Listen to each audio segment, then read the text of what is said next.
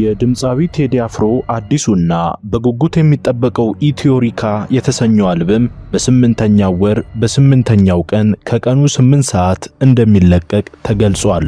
ቴዲ አፍሮ ለምን 8 ቁጥርን መረጣት የሚለው በብዙዎች ዘንድ ጥያቄን ጭሯል።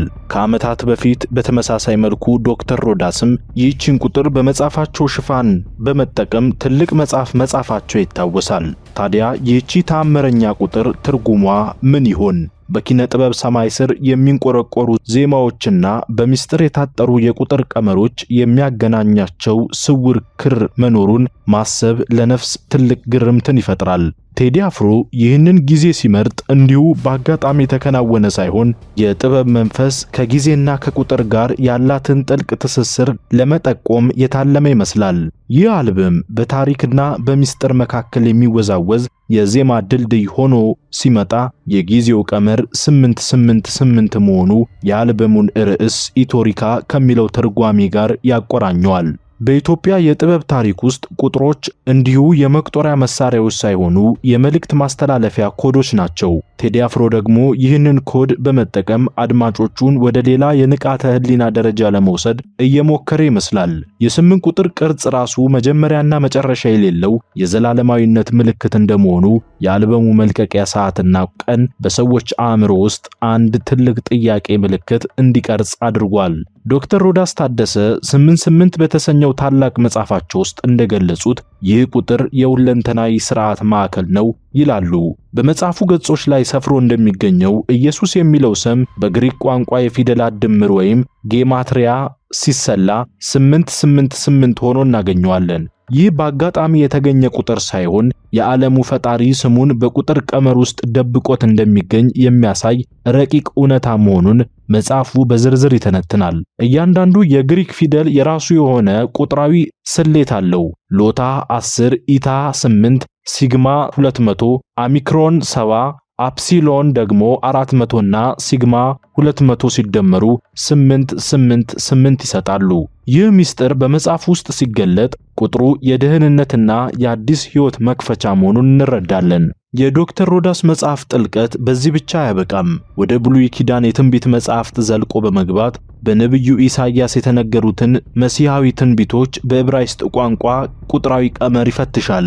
ሕፃን ተወልዶልናል፣ ወንድ ልጅም ተሰጥቶናል የሚለው የኢሳይያስ ምዕራፍ 9 ቁጥር 9 ጥቅስ በዕብራይስጥ ቋንቋ በፊደላት ተሰልቶ ሲደመር ድምሩ 888 መሆኑን ዶክተር ሮዳስ በመጽሐፋቸው በሚያስገርም ሰንጠረዥ በሚያስገርም ሁኔታ አሳይተዋል። እንዲሁም በእሴይ ግንድ በትር ይወጣል የሚለው የትንቢት ቃል በቁጥር ሲተረጎም ተመሳሳይ ውጤት መስጠቱ 8 ቁጥር ከሰማያዊ መንግስትና ከመሲሁ መምጣት ጋር ያላትን ቀጥተኛ ቁርኝነት የሚያገልጥ የሴራ ትንታኔ ነው። ወደ ቁስ አካል ዓለም ስንወርድም 8 ቁጥር የህይወት እስትንፋስ መሰረት ሆና እናገኛታለን። ዶክተር ሮዳስ በመጽሐፋቸው እንደጠቆሙት ለሰው ልጅ ህይወት እጅግ አስፈላጊ የሆነ ንጥረ ነገር ኦክሲጅን ነው። ይህ ንጥረ ነገር በንጥረ ነገሮች ሰንጠረዥ ወይም ፔሪዮዲክ ቴብል ውስጥ 8ኛ ተራ ቁጥር ላይ ይገኛል። የሚገርመው ይህ ብቻ አይደለም። በአንድ የኦክሲጅን አተም ውስጥ 8 ፕሮቲን፣ 8 ኒውትሮን እና 8 ኤሌክትሮን ይገኛሉ። ይህ ደግሞ 888 የሚለው የቁስ አካል ቀመር ሕይወት ራሷ የተገነባቸው በዚህ ምስጢራዊ ቁጥር ላይ መሆኑን ያበስራል። በቴዲ አፍሮ አልበም መለቀቅ ላይ የታየው 888 እና በኦክሲጅን ውስጥ ያለው 88 በአጋጣሚ የተገናኙ ሳይሆኑ የአጽናፈ ዓለሙን ስውር ሕግ የሚያመላክቱ ይመስላሉ። በተለያዩ የዓለማችን እምነቶችና ባህሎች ውስጥ 8 ቁጥር እንደ አዲስ ጅማሬ ትቆጠራለች። በክርስትና አስተምሮ 7 የፍጥረት ቀናት ካለፉ በኋላ 8ኛ ቀን የትንሣኤና የአዲስ ኪዳን መጀመሪያ ተደርጎ ይወሰዳል። የኖህ መርከብ ውስጥ የነበሩትና ከጥፋት ውሃ የተረፉት ሰዎች ቁጥር 8 መሆኑ ቁጥሩ ከጥፋት በኋላ የሚመጣን አዲስ ሕይወትና ተስፋን የሚወክል ተደርጎ ይወሰዳል። ይህንን ምስጢር ከቴዲ አፍሮ ኢትዮሪካ ጋር ስናገናኘው ድምፃዊው በሙዚቃው አማካኝነት አዲስ የታሪክ ምዕራፍ ለመክፈት ማቀዱንና የጥበብ ትንሣኤን ለመጠቆም መፈለጉን መገመት እንችላለን። በምስራቃዊው የዓለም ክፍል በተለይም በቻይና ባህል 8 ቁጥር የብልጽግናና የዕድል መገለጫ ተደርጋም ትወሰዳለች። ባ የሚለው የ8 ቁጥር ስያሜ በድምጽ አወጣጡ ፋ ከሚለው የብልጽግና ቃል ጋር ስለሚመሳሰል ብዙ ሰዎች በቻይና ለንግድና ለትልቅ ክስተቶች 8 ቁጥርን በደስታ ይመርጡታል። በ2008 ዓመተ ምህረት እንደ አውሮፓ የዘመን አቆጣጠር የቤጂንግ ኦሎምፒክ የተከፈተው በ8ኛው ወር በ8ኛው ቀን ከምሽቱ 8 ሰዓት ከ8ኛው ደቂቃ ከ8ኛው ሰከንድ ላይ መሆኑ ዓለም አቀፋዊ የኃይል ሚዛኖች በዚህ ቁጥር ዙሪያ እንደሚሽከረከሩ ትልቅ ማሳያ ነው። ቴዲ አፍሮም ይህንን ዓለም አቀፋዊ የኃይል ቀመር ወደ ኢትዮጵያ ጥበብ በማምጣት ለመጀመሪያ ጊዜ አልበሙን ታላቅ ስኬትንና ብልጽግናን እንዲጎናጸፍ ያደረገው ስውር ስሌት ሊሆን ይችላል። በጥንታዊ ግብጽ እምነት ውስጥ ኦግዶ አውድ የሚባሉ 8 መሰረታዊ አማልክት ነበሩ። እነርሱም ዓለም ከመፈጠሩ በፊት የነበረውን ትርምስ ወደ ሥርዓት የለወጡ ናቸው ተብሎ ይታመናል። ይህ የሚያሳየው 8 ቁጥር ከሥርዓት አልበኝነት ወደ ሰላማዊ ሥርዓት ከጨለማ ወደ ብርሃን የመሸጋገሪያ ቁጥር መሆኑን ነው። ዶክተር ሮዳስ በመጽሐፋቸው ውስጥ የገለጹት የቁጥር ምስጢር ከጥንታዊ ግብጽ እስከ ዘመናዊ ሳይንስ ድረስ የተዘረጋ ሰንሰለት አለው። የአንድ ነገር መጨረሻ የሌላው መጀመሪያ መሆኑን የሚገልጸው ይህ ቁጥር በቴዲ አፍሮ ሥራዎች ውስጥ የሚታየው የታሪክ ዳሰሳና የወደፊት ራዕይ በአንድነት ያስተሳስራል። የሂሳብ ሊቃውንት 8 ቁጥርን በጎን ሲያጓድሏት የዘላለማዊነት ወይም ኢንፊኒቲ ምልክት ትሆናለች። ይህ ማለት ቁጥር 8 ወሰን የሌለውን የሰው ልጅ አእምሮና የጽንፈ ዓለምን ስፋት የምትወክል ነች። ቴዲ አፍሮ በአልበሙ ላይ ይህንን ቁጥር መጠቀሙ የሙዚቃው ተጽዕኖ በጊዜና በቦታ የማይወሰን ለትውልድ የሚሻገር ዘላለማዊ ጥበብ መሆኑን ለማብሰር የታለመ የሴራ ስሌት ሊሆን ይችላል። በመጽሐፍ ውስጥ ዶክተር ሮዳስ እንደተነተኑት የቁጥሮች ቋንቋ የእግዚአብሔር ቋንቋ ነው። በመሆኑም 888 የፍጹምነትና የመለኮታዊ ጣልቃ ገብነት ምልክት ነው። በቡዲስት እምነት ውስጥ ደግሞ 8ቱ ቅዱሳን መንገዶች ወደ መገለጥና ወደ ነጻነት የሚወስዱ ደረጃዎች ናቸው። ይህ የሚያሳየው 8 ቁጥር የነፍስ መረጋገጫና የመንፈሳዊ ከፍታ መወጣጫ መሆኑን ነው። የአርቲስት ቴዲ አፍሮ ኢትዮሪካ አልበምም በእነዚህ 8 ቁጥሮች ታጅቦ ሲመጣ አድማጮችን በዜማ ብቻ ሳይሆን በመንፈሳዊ ጉዞ ውስጥ ለማሳተፍ የታለመ መሆኑን እንረዳለን። እያንዳንዱ 8 ቁጥር አንድን የንቃተ ህሊና በር እንደሚከፍት የታመነበት ይመስላል። በሙዚቃው ዓለም ውስጥ 8 ቁጥር ኦክታቭ በሚለው የድምጽ ቅኝት ውስጥ ትልቅ ቦታ አላት። አንድ የሙዚቃ ኖት በ8ኛው ደረጃ ላይ ሲደገም ከበፊቱ በበለጠ ጥራትና ጥልቀት ይሰማል። ይህ ማለት 8 ቁጥር የድምጽን ፍጹምነትና ስምምነት ሃርሞኒ የምትፈጥር ቁጥር ነች። ቴዲ አፍሮ ይህንን የድምጽ ህግ ጠንቅቆ እንደሚያውቅ ጥርጥር የለውም። በአልበሙ መልቀቂያ ቀንና ሰዓት ላይ 8 ቁጥሮችን መጠቀሙ ሙዚቃው ከሰማያዊ የድምጽ ቅኝት ጋር የተዋሃደ መሆኑን ለማሳየት የተደረገ የጥበብ ሴራም ይመስላል። ዶክተር ሮዳስ በመጽሐፋቸው እንደገለጹት 8 ቁጥር የሚስጥራት ሁሉ ቁልፍ ናት። በመጽሐፍ ቅዱስ ውስጥ 8 ሰዎች ከጥፋት ውሃ መትረፋቸው ብቻ ሳይሆን ሕፃናት የሚገረዙት በ8ኛው ቀን መሆኑ ይህ ቁጥር ከአምላክ ጋር የሚገባ የቃል ኪዳን ቁጥር መሆኑን ያሳያል። ቴዲ አፍሮ ደግሞ ኢትዮሪካ በሚል ስራው ከአድማጮቹ ጋር አዲስ የጥበብ ቃል ኪዳን ለመግባት የቆረጠ ይመስላል። ይህ ቃል ኪዳን ከቁጥሩ ምስጢር የታተመና በመንፈሳዊ ኃይል የተደገፈ ነው። በአጽናፈ ዓለም ውስጥ ያሉት ፕላኔቶች ቁጥር 8 መሆኑ ከፕሉቶ መውጣት በኋላ ማለት ነው። ቤታችን የሆነችው ስርዓተ ፀሐይ ራሷ በ8 ምሰሶዎች ላይ የቆመች መሆኗን ያሳያል። ይህ ታላቅ የተፈጥሮ ሕግ በዶክተር ሮዳስ 888 መጽሐፍ ውስጥ ከፈጣሪ ጥበብ ጋር ተያይዞ ቀርቧል። ቴዲ አፍሮ ይህንን የኮስሞስ ስርዓት ወደ ሙዚቃ ዓለም በማምጣት አልበሙ ልክ እንደ ፕላኔቶቹ በራሱ ምህዋር ላይ የሚሽከረከር ታላቅ ክስተት እንዲሆን አድርጎታል።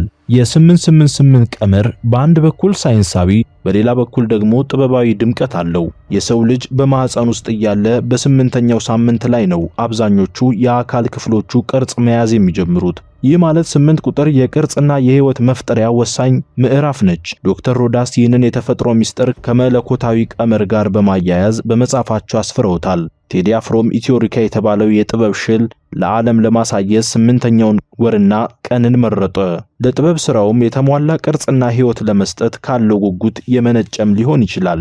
በጥንታዊ የፋርስ ባህል 8 ቁጥር የገነት መግቢያ በሮች ቁጥር እንደሆነች ይታመናል። ይህ ማለት ወደ ተሻለና ወደ ውብ ዓለም ለመግባት 8 ቁጥርን ማለፍ ግድ ነው። ቴዲ አፍሮ ሙዚቃውን እንደ ገነት መግቢያ በር በመቁጠር አድማጮቹን ወደ ሰላምና ወደ ፍቅር ዓለም ለመመለስ ይህንን ቁልፍ ተጠቅሞበታል። 8 የሚለው ቀመር የፍቅርን በሮች በሰፊው የሚከፍት ሚስጥራዊ የይለፍ ቃል ፓስወርድ ይመስላል። በቼዝ ጨዋታ ላይ የቦርዱ ስፋት 8 በ8 64 ካሬዎች ናቸው። ይህ ጨዋታ የስትራቴጂና የጥልቅ አስተሳሰብ መገለጫ እንደመሆኑ 8 ቁጥር ከአእምሮ ብስለትና ከውሳኔ አሰጣጥ ጋር ትልቅ ግንኙነት አላት። ቴዲ አፍሮ አልበሙን ለመልቀቅ የወሰነበት ጊዜ የቼዝ ጨዋታዎች በሚመስል ጥንቃቄ የተሰላ ነው። እያንዳንዱ እንቅስቃሴውና ሰዓቱ የታቀደበት በመሆኑ ይህ የአጋጣሚ ነገር ሳይሆን የታሰበበት የታሪክ አሻራ ነው። ዶክተር ሮዳስ በመጻፋቸው የገለጹት የ888 ሚስጥር በሰው ልጅ የደም ዝውውር ስርዓት ውስጥም ይታያል። የልብ ምትና የደም ግፊት ሁኔታዎች ከተፈጥሯዊ የቀመር ስምምነቶች ጋር የተሳሰሩ ናቸው። ኦክሲጅን በደም ውስጥ የሚኖረው ሚና እንዲሁም የ88 አቶማዊ መዋቅር ሰውነታችን ራሱ በስርወ ዜማ እንደሚመራ ያሳያል። ቴዲ አፍሮ ይህንን የውስጥ ሰላምና ዜማ ወደ አድማጮች ለማድረስ የልብ ምትን የሚከተል የጊዜ ቀመር መርጧል። በስነ ህንጻ ጥበብ ውስጥ 8 ማዕዘን ኦክታጆን ያላቸው ህንጻዎች በጣም ጠንካራና ሚዛናዊ እንደሆኑ ይታመናል።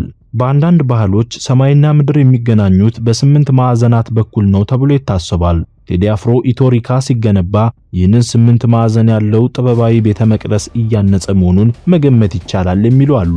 አልበሙ በ3 8ቶች መታጀቡ ህንጻው 3 ታላላቅ ምሰሶች እንዳሉ ያሳያሉ። ምናልባት ቴዲ አፍሮ በዘፈኑ ሚዛናዊነት የጠበቀ መልእክቶችን ሊያስተላልፍ ይችላልም ተብሎ ግምት እየተሰጠው ነው። ዶክተር ሮዳስ ጋር እንመለስ። በመጽሐፋቸው ውስጥ 8 ቁጥር የድል ምልክት መሆኑን ጠቅሰዋል። በኦሎምፒክ ውድድሮች 8ኛው መስመር ላይ የሚሮጠው አትሌት የራሱ የሆነ ትግል ቢኖረውም 8 ቁጥር ግን የውጤት ማጠቃለያ ነች። ቴዲ አፍሮ ከብዙ ዓመታት ዝምታ በኋላ ይህንን ቁጥር ይዞ ብቅ ማለቱ ትልቅ የጥበብ ድል ሊቀዳጅ መዘጋጀቱን የሚያበስር ትልቅ አዋጅ ሊሆን ይችላል። በመጽሐፍ ቅዱስ ውስጥ ዳዊት ከእሴይ ልጆች መካከል 8ኛው ነበር። እግዚአብሔር ንጉሥ አድርጎ የመረጠው ከታላላቆቹ ይልቅ ይህንን 8ኛውን ልጅ ነበር። ይህ የሚያሳየው 8 ቁጥር ከመለኮታዊ ምርጫና ከቅባት ጋር የተያያዘች መሆኑን ነው። ቴዲ አፍሮም ራሱን እንደ ጥበብ ዳዊት በመቁጠር በ8ኛው ቀንና ሰዓት ቅባቱን ሊቀበልና የታሪክ ንጉሥ ሊሆን መውጣቱን የሚያሳይ ሚስጥራዊ ትንሣኤ ይመስላል። ዶክተር ሮዳስ በመጻፋቸው 888 የብርሃን ቁጥር መሆኑን ይገልጻሉ። የፀሐይ ብርሃን ወደ ምድር ለመድረስ 8 ደቂቃ ከ20 ሰከንድ አካባቢ ይፈጅባታል። ይህ ማለት ከብርሃን ምንጭ ጋር ያለን ግንኙነት በ8 ደቂቃ ድልድይ ላይ የተመሰረተ ነው። ቴዲ አፍሮም አልበሙን ኢትዮሪካ ብሎ ሲሰይም በጨለማ ውስጥ ለሚገኙ አድማጮች የ8 ደቂቃውን የብርሃን ጉዞ አሳጥሮ የሙዚቃ ብርሃኑን በ888 ቀመር ሊያፈስላቸው መጥቷል። በአይሁድ ባህል የሃኒካ በዓል ለ8 ቀናት ይከበራል። ይህም ተአምራዊ ብርሃን ሳይጠፋ የቆየበት ጊዜን ያስታውሳል። ቴዲ አፍሮ በአልበም ውስጥ የኢትዮጵያ ተአምራዊ ታሪኮችና ብርሃናትን ሊያበራ መነሳቱ ከዚህ የ8 ቀናት የብርሃናት በዓል ጋር የሚመሳሰል መንፈሳዊ ትርጉም አለው። እያንዳንዱ ዘፈን እንደ አንድ ሻማ በ8ኛው ቀን ይበራል። በኮምፒውተር ሳይንስ ውስጥ 8 ቢት 1 ባይት ይፈጥራሉ። ይህ ማለት መረጃ የሚከማችበትና የሚተላለፍበት መሰረታዊ መስፈርት 8 ቁጥር ነች። ቴዲ አፍሮ ኢትዮሪካ በሚለው አልበም ውስጥ ያስቀመጠው ታሪካዊ መረጃ በዚህ 8 ቁጥር ባይት ውስጥ ተጭኖ ወደ ትውልድ አእምሮ የሚሸጋገር ዲጂታልና መንፈሳዊ ቅርጽ ነው። ዶክተር ሮዳስ በመጽሐፋቸው እንደገለጹት 8 ቁጥር የፍትህ ምልክትም ነች። ቁጥሩን ለ2 ብንከፍለው 4 እና 4 ይሰጣል። 4 ደግሞ ብንከፍለው 2 እና 2 ይሰጣናል። ይህ የሚያሳየው ቁጥሩ ምንጊዜም ወደ እኩልነትና ወደ ሚዛዊነት የሚመራ መሆኑን ነው። ቴዲ አፍሮ በሙዚቃው የኢትዮጵያ እኩልነትና አንድነትን የሚሰብክ መሆኑን ስናስብ 8 ቁጥርን መምረጡ ምን ያህል ጥልቅ መልእክት እንዳለው እንረዳለን። በስነ ከዋክብት 8ኛው ቢት ከለውጥና ከዳግም ልደት ጋር የተያያዘ ነው። ቴዲ አፍሮ በዚህ አልበሙ የራሱን የሙዚቃ ሕይወት ዳግም እንዲወለድ ለማድረግ መሞከሩ አይቀርም። ዶክተር ሮዳስ በመጽሐፋቸው ሽፋን ላይ 888 የሚለውን ቁጥር በትልቁ ያስቀመጡት መጽሐፉ ራሱ የፈውስና የጥበብ ምንጭ መሆኑን ለማሳየት ነው። በመጨረሻም 8 ቁጥር የግርማዊነትና የክብር መገለጫ ናች። ቴዲ አፍሮ በ8ኛው ወር በ8ኛው ቀን በ8ኛው ሰዓት ኢትዮሪካን ይዞ ሲመጣ የታሪክን ታላቅነትና የጥበብን ልዕልና በአንድ ላይ አጣምሮ ይዟል። ይህ የሴራ ትንታኔ የሚያሳየው በቴዲ አፍሮ ሙዚቃና በዶክተር ሮዳስ መጽሐፍ መካከል ያለው ግንኙነት የቁጥር ብቻ ሳይሆን የዓለምና የመንፈስ አንድነት መሆኑን ነው። ስለዚህ 888 እንዲሁ የሰዓትና የቀን ድልድይ ሳትሆን የአጽናፈ ዓለሙን ሚስጥር፣ የፈጣሪን ስም፣ የሕይወትን እስትንፋስና የታሪክ ዳግም ትንሣኤን የሚወክል ሰማያዊ ኮድ ነው። ኢትዮሪካ በዚህ ኮር ተከፍቷል። አድማጮች ወደዚህ ምስጢራዊ ዓለም እንዲገቡ ተጋብዟል። ቴዲ አፍሮ የጥበብን በር በ8 ቁጥር ቁልፍ ከፍቶታል።